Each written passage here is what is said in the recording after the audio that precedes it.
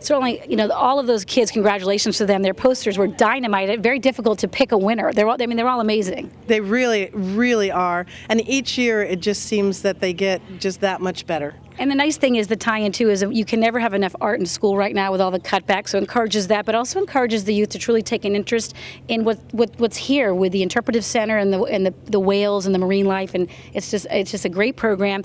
And of course, Joe Woods, who's been a docent here with Los Serenos. Talk about that organization. I mean, they are the backbone here at PVIC, how it all comes together, because of course they co-host Whale of a Day with the city. Oh, absolutely, and the city co-hosts it with them. Los Serenos is the volunteer organization, which of course helps the city, and it supports the city, and it fundraises for the city. We have more than 100 docents that are part of it. They are city volunteers, and they run just a terrific program. They do all of the interpretation for the guests who come, along with putting on the special events here and assisting with this. And then recently, Don Eichhorn, who's the current president, his brainchild 2 years ago was to involve the youth. And those kind of programs are difficult to start up and put on, but he has done just an incredible job with the docents and the city support, of course. And now we have the local high school students being junior docents here. And we were able to actually catch up with one of the junior docents. Her name is Serena Pacifici. She is a sophomore at PV High, Holly. And the thing that was so exciting meeting her here is that she started as a junior docent over a year ago, loves it. She comes on Saturdays. She's learned so much about the marine life here, and now is even considering marine biology and her future. So we're going to take a quick break again, and we're going to learn more from Serena and why she would encourage any of the high school students out there to get involved here at PVIC.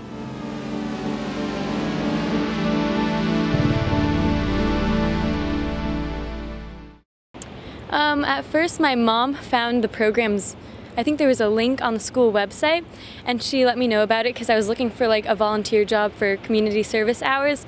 And so she told me what we do here, which is talk about marine life. And I was like, what, there's marine life and wildlife out here? So give us a day in the life of you being a junior docent here. I know you come on Saturdays when you're volunteering, but what would be a typical Saturday here out here for you as you work with the public? I come here for about 2 hours each time I come. So we had over the summer people from like Australia and Germany. It was cool being able to tell them about PV. Give us some pretty cool facts that you're impressed with, that you learned through this program. Something I learned is blue whales, their heart is the size of a small car. I was like, what? Like our heart's the size of our fists. Okay, and so what does it take to become one? What did you have to do, and for anyone watching, students interested? It's actually pretty simple. All you have to do is sign up for the course, which is a training course, and for me it was only, I think it was only like a month long, but it's going to get longer because they keep changing the schedule, so for other people it's about 2 months. And basically they just teach you everything you need to know. They teach you about the marine life, the native plants, the history of PV, and then your debut, I guess you could call it, is Whale of a Day. And a lot of high school students especially are looking for community service hours, and I know a lot of people out there are into marine life and marine biology. I know a bunch of people taking that class in high school, and so this is a great way to like kill two birds with one stone, learn about PV and community service, and have fun. What do you like most about doing this? What are you getting out of it? It's just a really great way to give back to the community, and when you're telling people things that they've never learned before and they're impressed by it, it just feels so good. You're like, yeah, I told you that.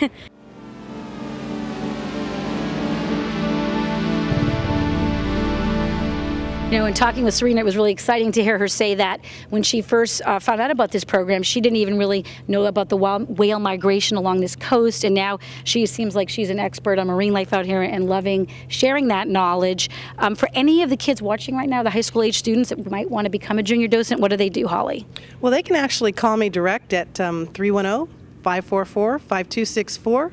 Leave their name with me. We actually contact the instructors when the classes are getting ready to start. They do have to have a recommendation from their instructor in order to just apply, and then we kind of weed through those. We do an interview, so it's a fairly professional process, but it gets them on their way, and it's something that they can use when they're applying for colleges or when they're going to look into other careers. It's a good, they've actually done service for city, done community service, and they've got some actual practical background. And what a place to come and volunteer. There's nothing more beautiful here and interesting and exciting. One thing that the docents do, of course, is they give tours at PVIC. Talk about what the latest things and exhibits that are right now ongoing and things you want to share with the community about what's happening here at PVIC. Well, we still have our Marineland exhibit up, and we're looking at putting in an articulated gray whale. He was donated originally by Dick and Yvetta Williams, who used to own the sea in San Pedro, so he's way back when, so he doesn't come in under the Marine Mammal Protection Act. He was collected way before the 1960s. Okay. But he's being repaired, and he's spectacular. Actually, I think they named it a she, and her name is Serena, for Serenos, Los Serenos. And so that'll be hanging in our main marine mammal hall. And then there's just a lot of activity going on in the general area.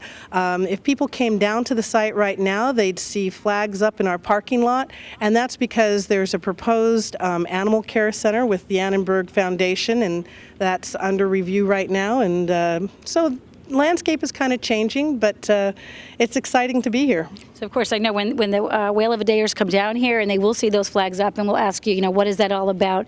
Again, it's all part of that proposed project. And that project, which is a discovery center at the moment, whatever the title of it is, will be tied in here, correct? Absolutely. Both through the grounds and through the history, it basically makes a land bridge. We talk about the marine mammals here, and then on the land area, we talk about the terrestrial animals, and then domestication of terrestrial animals, and then you're into their domestic companion animal area. Okay, well, we'll stay tuned and watch for that, because it'll be constantly out there with the public having ability to comment and whatnot.